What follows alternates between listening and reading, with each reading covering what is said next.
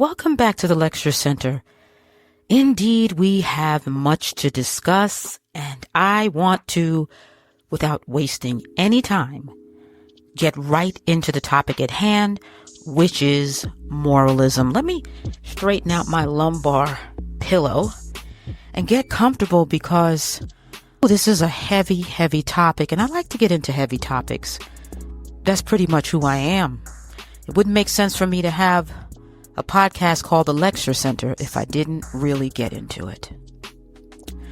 Now, I would say that at times I've touched on this topic of moralism in prior podcasts, and I've also done a video about it, and I encourage you all to take a look at it. It's on Rumble and it's on YouTube, and you can find it because it has something to do with moralists or do-gooders is in the title. And I think it will really be interesting, and it will somewhat give you more of an understanding of what I'm talking about. But this podcast should really bring much more enlightenment, much more understanding than probably that video ever could.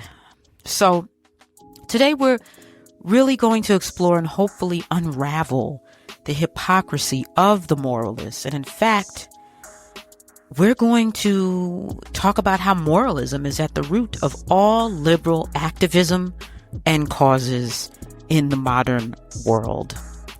Friends, I think it's important for us to understand all of this because it seems to me that we have people who desire to push or infringe their beliefs about what is wrong and what is morally upright, or I like to say acceptable, onto others.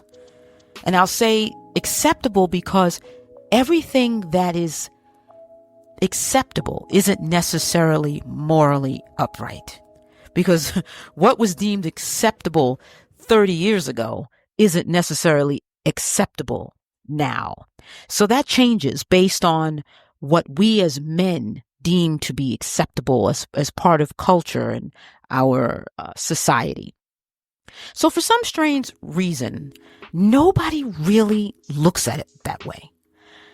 I guess I should say, tongue-tied, that moralists don't see things this way. Friends, there's a serious problem because what we're really talking about is people who have taken on this, what I call God complex. Some people may say it's narcissism. There's really no difference. These are people that have decided that they have the right to play God. They can say what's right. They can say what's wrong. And you're going to listen to them because what they say goes. They dictate what society deems wrong and what society deems is right. And all of this has undermined the foundation of civilization itself. Now, what's happened here? It really has inverted our societal pyramid, or I should say cultural pyramid, by destroying biological and cultural norms. And I've talked about this, friends, and I've said that this destruction of cultural norms and what we have agreed since the beginning of the world's history is true, such as the difference between a biological man and a biological woman. There are truths, there's empirical data, there's all of this is out there. Yet, the moralist of today seeks to just throw all of that out, destroy it.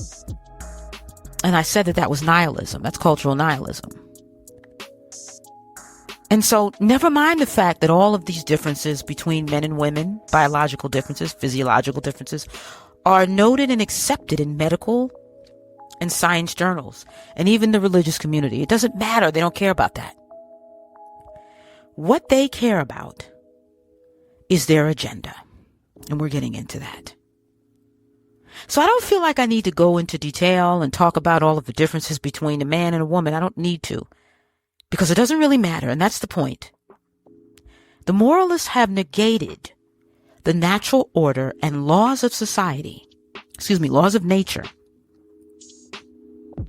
and what we have deemed as morally upright as a society. And they have said, we are the ones who are going to dictate that.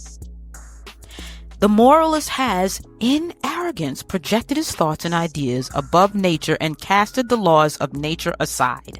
You see, the idea is that there is no real moral authority, but that of the moralist, because it is he who is really God. And therefore he, the moralist, has the authority to tell the masses what the world should or shouldn't be, the direction that we should be going in. They are the ones to dictate it. They tell us what to accept and what to reject. So let us get into the meat and potatoes of this argument posited, because now you have an understanding of who a moralist is and how a moralist thinks. Moralism, I'd like to say, is a form of zealotry, but more specifically, so that anyone listening can really comprehend what it is, it's a psychological derangement of sorts that actually reveals a disjointed and fragmented mental state. And it's like this because it cannot accept what it is. Therefore, those who hold this sentiment, these beliefs, which is that of moral superiority, cannot accept who they are. And the acceptance of who a man is his identity. And that lives in his heart. And if a man can't accept his identity, that which lives in his heart, which is his reality, he has a mental affliction. And we know this because at the core of this is the desire to deconstruct the very foundation of not only what it means to be a woman, but what it means to exist in a metaphysical reality. You see, we must understand that the mind is not a tangible organ. That's your brain. The brain and the mind are not the same. We can get into that on another podcast. The mind is the source of reality. If the mind is therefore sick, it will turn on itself. It will begin to deconstruct the layers of itself that establish its own reality, which is also its truth, which is also existence. That, friends, is the fundamental cause and definition of mental illness. Mental illness is essentially a loss of touch with reality. It is a fragmented mind. It is a mind that cannot discern reality from falsehood or truth from falsehood. You'll see that as we go further into this, that what we're really talking about is the destruction of what is real and the attempt to replace it with an imagined reality that places what was at the top on the bottom and what was on the bottom at the top. And friends, this explains why the world is in an upside down state. And I did a podcast on that. It's called The World is Upside Down. You should listen. What we're talking about is that there is no real foundation because it's being eroded as we speak. And what I mean is that this foundation, which is something absolute, friends, not relative, absolute. Relative is really subjectivity, excuse me. I'm very tongue-tied tonight. I don't really edit these podcasts, so I go raw. So you might hear me tongue-tied. That's okay, as long as what I'm saying is meaningful. What we're talking about is the absolute. Like I said, and the absolute is not a subjective experience. It's all there is. It's all that ever will be. And we can rest upon the absolute because it can't be tainted by the opinions of men. It can't be altered because it's infallible. And it's something that's always existed. That is why reality is rooted fundamentally in the absolute. And what the moralist does is try to destroy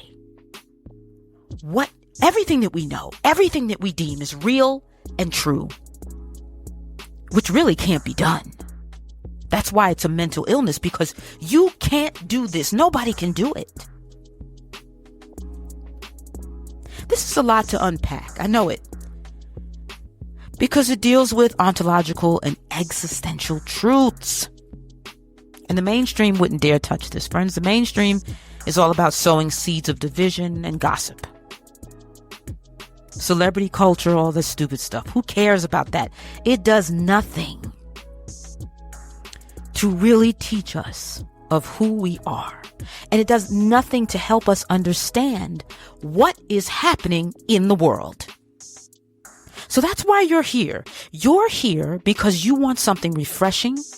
And most importantly, you want to understand what's really going on. So when we look at our news or social media, we see and hear about those who express strong beliefs in white patriarchy, or white supremacy, I should say. This white colonizer, this white protectorate, the white imperialist, and the white slave master.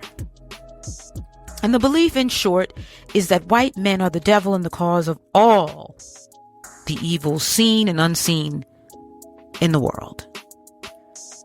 This, friends, is the overarching belief that is fueling the countercultural movements that are DEIB, CRT, which is critical race theory, the anti-racist movement by Ibram X. Kendi, the 1619 Project by Nicole Hannah-Jones, the defunding of the police, bail reform, community jails, the abolishment of the police, community justice, and genderqueer studies, which essentially is the erasure of the humanities studies.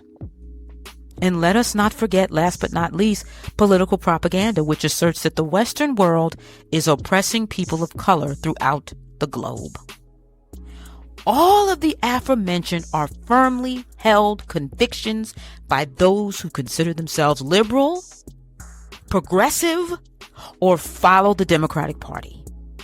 But what they don't know is that these beliefs and desire to shift the trajectory of Western culture comes from a mindset of, number one, inferiority, and number two, the desire of power. Those that hold this mindset would never admit to it. They feel it's their moral obligation to declare what is right by those that have been oppressed, the indigenous people, people of color, and so forth. So what's happening here is nothing new. We must understand that from the beginning of the existence of man, there's always been a power struggle. Not so much with man's fellow men, but man himself. This is the struggle of man versus man. So only in appearances does it seem like there is this war against the so-called unrighteous. So it's a power struggle, and this power struggle is rooted in anger and fear that those who believe themselves to be oppressed and marginalized will be left behind. What do I mean? I'm going to get into that. And this is what's driving the warfare. It's fear.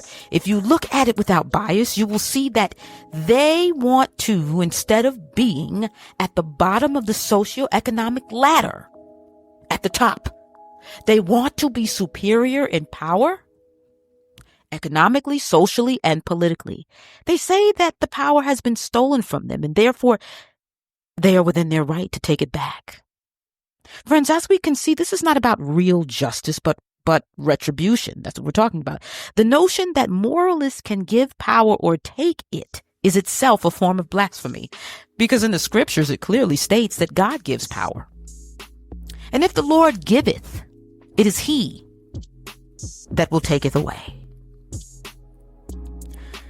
But the ignorance and outright hubris of the moralists is astonishing. They force those of us who disagree to accept their idea of how life should be, and their unhinged wild culture, because that's what it is. It's lawless. They want us to accept that. Accept their lawless culture. But if the shoe was on the other foot, they would deem us oppressors. They would say, oh, you're trying to force your morality on me. And they have said that. If you start talking about God right away, they get very offended. Don't you dare bring that up. Because that means religion, that means conformity, that means don't even bring it up. Well, you won't stop me. You won't stop me. Because you're doing what you want. You're saying what you want. You're living how you want. You want to live as a man, but you're a woman biologically. You're doing that. You want to wear a dress and you're a man. You're doing that. You want to wear makeup in the street, grow your hair long and rock a beard. You're doing that. So who is oppressing you? The last time I checked, oppressed people had no voice. They could say nothing. They could do nothing. They weren't allowed to be educated. As a matter of fact, my ancestors were slaves. They had no voice. They couldn't protest. They couldn't protest their slavery. But yet the moralists keep the perpetual lie going that oppression and racism are real and currently being perpetrated by the white patriarchy. It is he who hides his hand in the third world as the oppressor of people of color. He drives the gang violence, rape, and tribal warfare among them. Oh my goodness. They say oppressed people are victims of the white race, and that is why they have no choice but to live demoralized lives. Friends, personal accountability and self-determinism are non-existent. Therefore, there is no blood on the hands of the so-called oppressed, which is the victim. You see, what they don't know, and they don't care to know, is that nature is the gatekeeper and dictator of sovereign men. And nature looks at the heart of each individual man and rewards according to what he's done in his heart. Man, if he decides to adhere to nature, will be keeping the law in his heart. And he will indeed be rewarded karmatically by nature itself. And karma's good, by the way. People tend to think, ooh, karma bad. No, karma is the law of reciprocity and fair share. And it's imposed by nature, which means that it cannot be manipulated or controlled by mere men.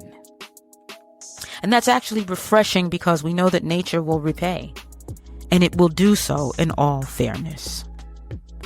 Now, of course, the moralists desire to usurp the laws of God and nature and create a false justice, one that they feel they are in the right to execute. Their sick minds have falsely exalted them to a moral authority, some kind of judge, who is in the position to reward or punish their fellow men.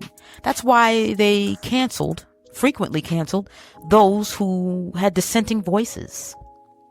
You weren't allowed to speak against them in any way, shape, or form. You weren't allowed to have another opinion about how you think people should live and what you think we should accept. Because if you did that, you would lose your job, you would lose your voice, you would lose everything. Your reputation would be completely shattered. And they reveled in this because it gave them a sense of power and authority over the status quo. Because their ultimate goal is to completely uproot and destroy the civilization, not the society, friends, the civilization as we know it. So I talked about their agenda, and I'm going to circle back to that because I think it's important to understand what is behind all of this. I talk to people every now and then about it, people that are open to actually having the conversation without any kind of emotion taking over them. People who really want to hear facts, people who really want to and seek to understand. So the agenda, as I just said, is to destroy Western civilization because through the eyes of the moralists, it is thought to be evil. And this is the reason for the advocacy of wide open borders. They want multiculturalism, which is actually destructive to countries that have a cultural and national identity. Because when we're talking about multiculturalism, essentially what that is, you have groups that are coming into a country and they all have their own religious beliefs. They have their own languages. Everything is of their own, which is understandable. But they come into a country that has a unified value system and a new unified national belief system, as you were. And what multiculturalism seeks to do is keep people divided based on their culture. And it really is tribalism. Multiculturalism is tribalism, and it's dangerous because you can't have everybody doing their own thing. Because if everybody's doing their own thing, then there is no real solidified nationality or identity. There is no United States. There are states, but they're not necessarily united. What happens is we get the Tower of Babel. If any of you have ever read the scriptures, you'll understand what that means. I won't go into it here. Look into it. Because nobody really understands anybody, and nobody can relate to anybody. It is really a call to dismantle Western society at the core. And this is what they want because they hate Western society. They feel it's oppressive, they feel it's evil, and they feel that it is being substantiated and held up by white supremacy. I don't deny that at one time it was. But now, the fact that they still are in that delusion, it comes from the fact that they refuse to accept the reality. And we're going to talk about that. So, they're dismantling what they call white studies or American history. They have said that it should be live and let live. Love is love. And therefore, life has no meaning at all because we have undefined and undermined our own legitimacy. And what they seek to do is undefine and undermine the society at large. And where is the love in that? You see, if and only if you accept their so-called convictions, will they grant you membership into their cult of demons? I said it before. This is no different from the madness that was the Salem witch trials and the Pharisees who accused Jesus the Christ of blasphemy and hung him. It is in the nature of man to become mentally ill. That's just a part of it. And eventually psychotic when he rejects reality. Man cannot make and shape reality into what he so desires. All he can do is accept it. He certainly can't thwart the plan of God, and it is God's plan that all men should be fruitful and multiply. God wants us to flourish, and any person who gets in the way of God's plans will face his demise. This is a dire warning to the self-righteous hypocrites who think that they are in the position of moral uprightness. They think that they have the authority to recreate and reshape civilization according to their vision. What they don't know is that nature dictates everything that man does, and nature dictates man's desires. So nature has dictated that the Western world should be at the apex of civilizations. That is what nature has dictated. Not the white man, nature. To say and acknowledge that the white man has done this is to cast out God. God and nature are the supreme authority. God is the supreme being. He is providence. Man does not hold authority over God and law, which is nature. He does not. Man is only in the position to adhere to the law and serve it. Therefore, if men should fight a war, and I'm talking about any kind of war, we'll take, let's say, the Civil War, the war between the Union and the Confederacy. The Confederates suffered defeat. And we know this because if they hadn't, we'd still be witnessing slavery. Human chattel, friends.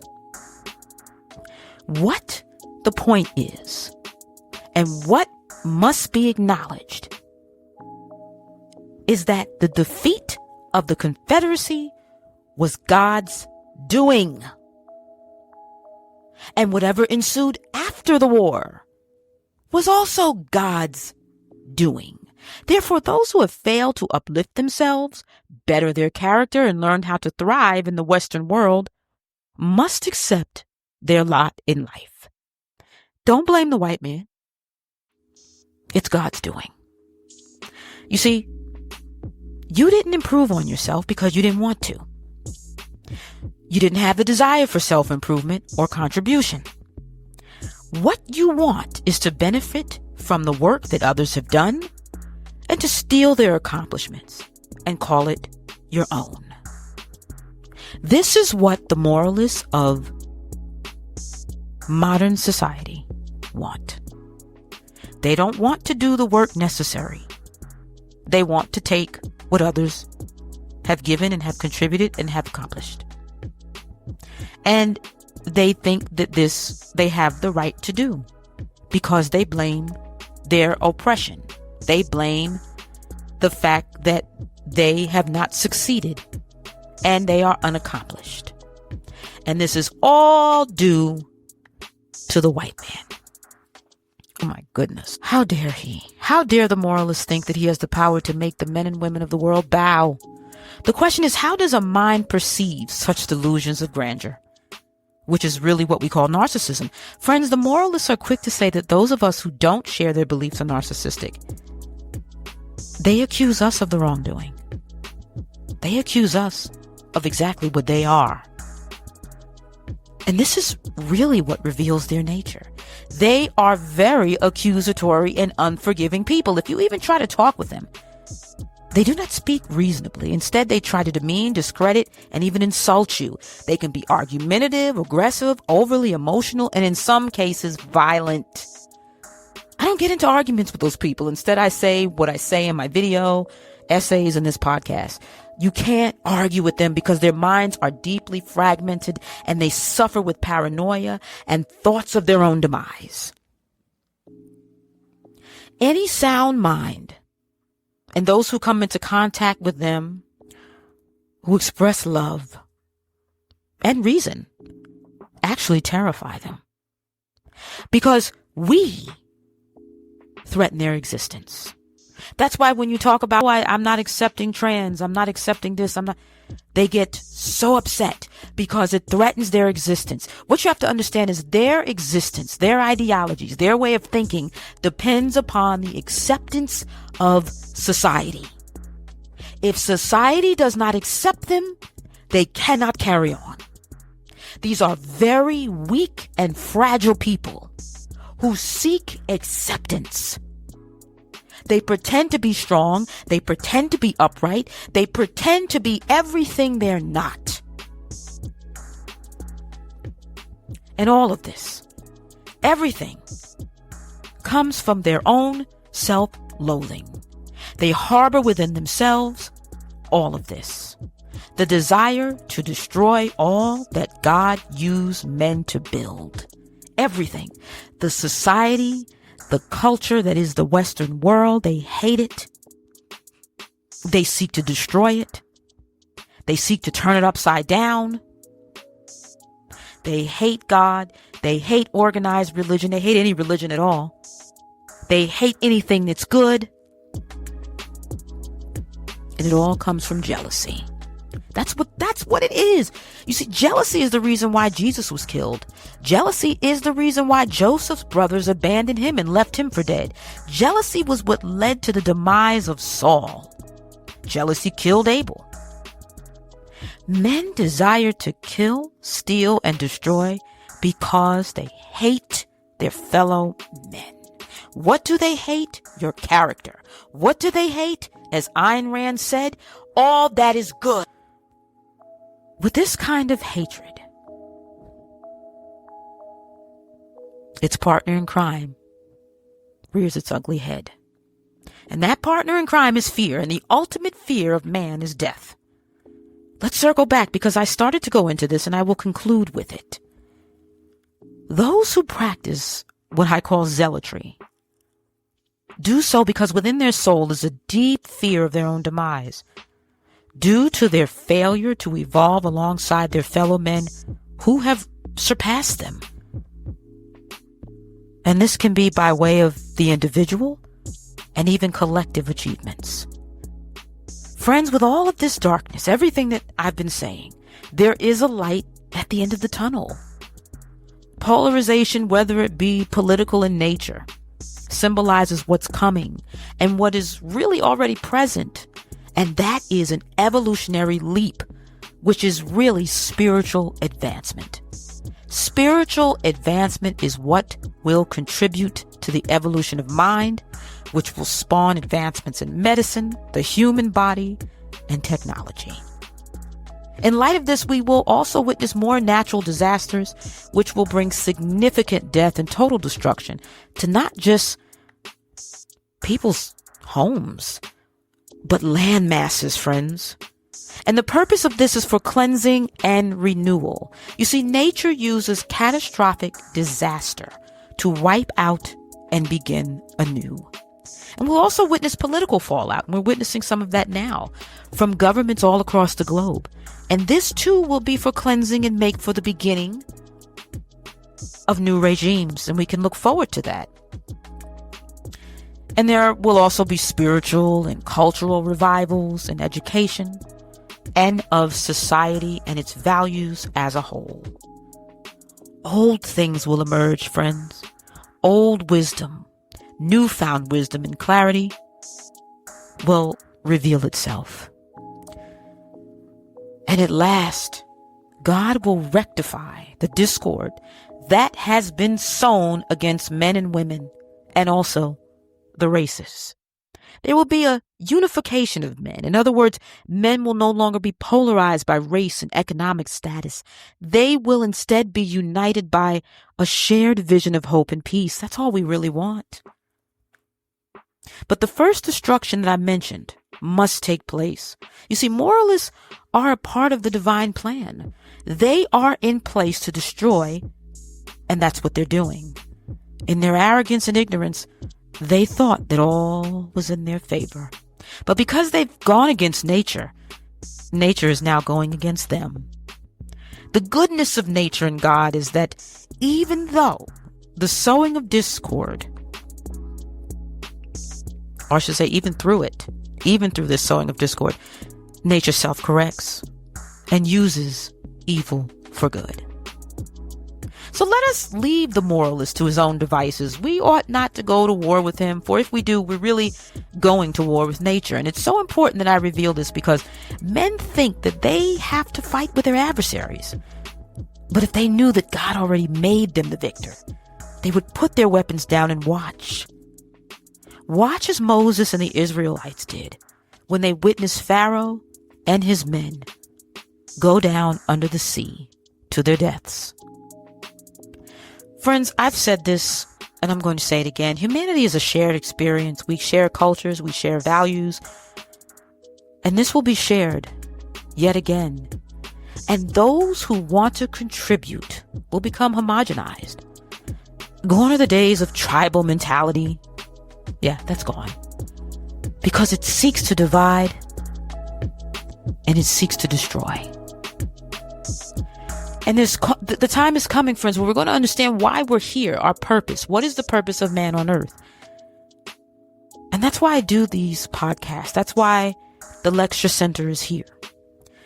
You see, I believe that philosophy plays an integral role in all of this because it's a rudimentary science and it is at the essence of all. And over the years, it's been disregarded and deemed useless. Because it's impractical. I mean, after all, you can't really make money with philosophy, right? But that doesn't matter. Philosophy is worth more than any money. There is no money that can measure the value of philosophy. In philosophy lies the answers to the unanswered. Friends, this has been eventful and enlightening, and I want to do this again next week. If you like this kind of talk, please feel free to subscribe and also check out my YouTube channel, The Lecture Center. The time is now.